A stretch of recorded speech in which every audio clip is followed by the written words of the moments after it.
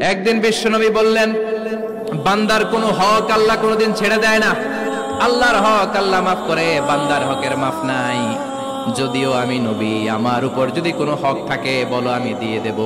কোন সাহাবী দাঁড়ায় না। এক সাহাবী দাঁড়িয়ে বলল, নবী, যুদ্ধের ময়দানে চাবুক চালানোর সময়, লাঠি চালানোর সময় এক কাফেরকে মারতে যে আপনার লাঠির বাড়ি আমার পিঠের মধ্যে পড়েছে।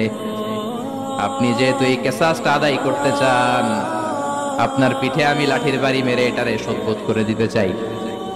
সাইয়েদনা ওমরে ফারুক হাতের জামা এরকম করতে শুরু করছে, আয় এদিকে আয়, তোরে শোধবোধ করাই। বিশ্বনবী বললেন, ওমর রাখো, এটা বান্দার হক, মিটাতে দাও। বিশ্বনবী বললেন, আসো, তুমি এসে আমার পিঠে লাঠি দিয়ে চাবুক দিয়ে বাড়ি মারো।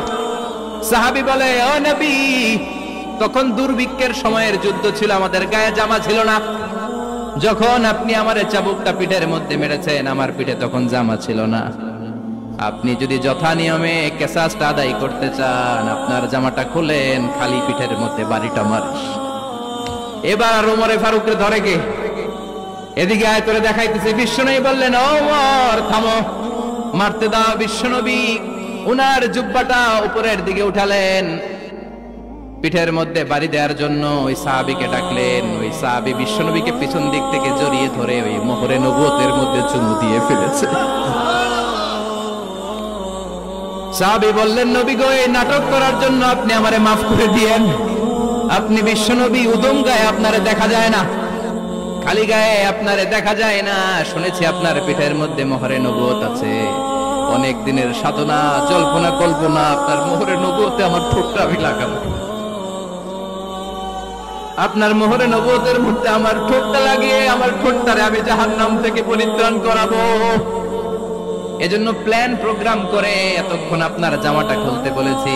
আপনার উপরে আমার কোনো হক নাই। আমার আব্বা মা, আমার সম্পদ, আমার জীবন আপনার জন্য কোরবান গো নবী।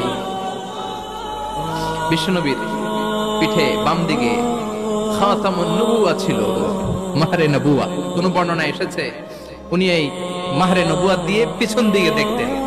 বিশ্বনবী যখন নামাজ পড়তেন উনি বলতেন, ইস্তাকিমু ওয়া'তাদিলু ইয়ারহামুকুমুল্লাহ, কাতার সোজা করো, ফাঁকা জায়গা বন্ধ করে দাও, কারণ আমি সামনে যেমনি দেখি পেছনেও তেমনি দেখি। অনেকে বলেন বিশ্বনবী পেছনে দেখতেন এই মাহরে নবুয়তের জায়গাটা দিয়ে। এটা ছিল বিশ্বনবীর behind CC camera, behind close circuit camera. আল্লাহু আকবার।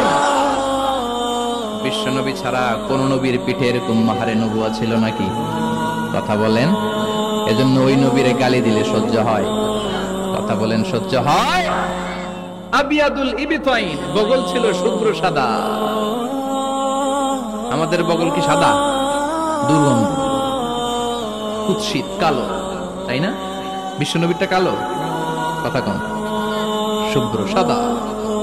আমরা দোয়া করি এভাবে। বিশ্বনবী মাঝে মাঝে দোয়া করতে করতে বৃষ্টির জন্য যখন দোয়া চাইতেন, আরাফার ময়দানে যখন দোয়া চাইতেন, দোয়া করতে করতে হাতটারে উপরের দিকে করতেন। সবাই এরকম হাত তোলেন, সবাই হাত তোলেন।